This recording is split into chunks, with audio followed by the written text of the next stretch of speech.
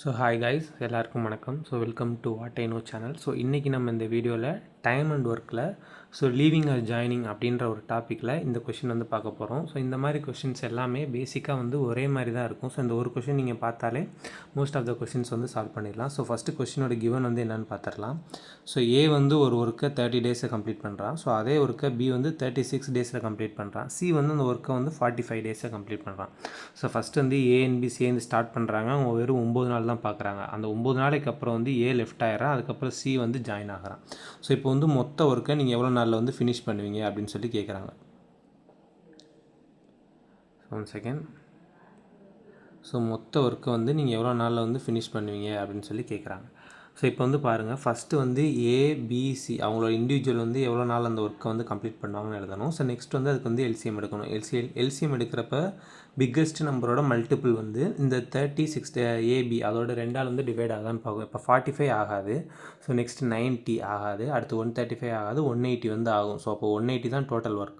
Then 180 divide by 30 பண்ணோம்னா ஏவோட individual efficiency கிடச்சிரும். அதே மாதிரி 180 டிவைட் பை 36 பண்ணோம்னா பியோட இண்டிவிஜுவல் எஃபிஷியன்சி கிடச்சிரும். அதே மாதிரி 180 டிவைட் பை 45 பண்ணோம்னா சியோட இண்டிவிஜுவல் எஃபிஷியன்சி 4னு கிடச்சிரும். ஸோ இது எல்லாத்தையும் நம்ம டோட்டல் ஆட் பண்ணோம்னா இப்போ அவங்களோட எஃபிஷியன்சி மொத்தமாக 3 பேர் சேர்ந்து பண்ணாங்கன்னா 15. இதுதான் எஃபிஷியன்சி. ஸோ இப்போ ஃபஸ்ட்டு 9 நாள் ஏவும் பியும் மட்டுமே சேர்ந்து அந்த ஒர்க்கை பார்க்குறாங்க. அப்போ சி இல்லை. அப்போ ஏ அண்ட் பி இவங்க 2 பேரோட எஃபிஷியன்சி மட்டும் நம்ம பார்த்தோன்னா 6 + 5 11. ஸோ 11 எஃபிஷியன்சியோட 9 டேஸ் பார்க்குறாங்க. அப்போ 11 × 9 99 பார்ட்ஸ் கம்ப்ளீட் பண்ணிட்டாங்க. நம்மளுக்கு இங்கே எஃபிஷியன்சி மெத்தட் யூஸ் பண்ணுறேன். இப்போ எப்போவுமே வர்ற டோட்டல் ஒர்க்கு எல்லாமே பார்ட்ஸ் கணக்கில் தான் நம்ம வச்சுக்கணும். ஸோ அப்போ இதுபடி பார்த்தீங்கன்னா நீங்கள் 180 பார்ட்ஸில் 99 கம்ப்ளீட் பண்ணிடுறாங்க. அப்போ 180ல் 99 போயிடுச்சுன்னா மிச்சம் 81 பார்ட் இருக்குது.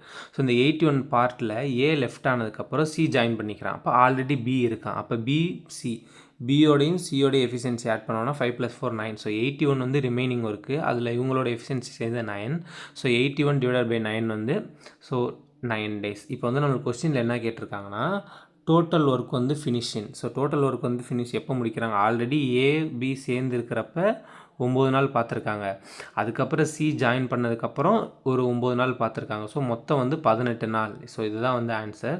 ஸோ இன்கேஸ் கொஸ்டினில் டோட்டல் ஒர்க் ஃபினிஷ் அப்படின்னு கேட்காம ரிமைனிங் ஒர்க் கம்ப்ளீட் எப்போ பண்ணுறாங்க அப்படின்னு கேட்டாங்கன்னா இந்த 9 மட்டும் பண்ணணும். ஸோ இப்போ டோட்டல் ஒர்க்னு கேட்டிருக்கிறதுனால 18. ஸோ கொஸ்டினில் என்ன கேட்டிருக்காங்க அப்படின்றத பார்த்து கரெக்டாக பண்ணணும். So thank you.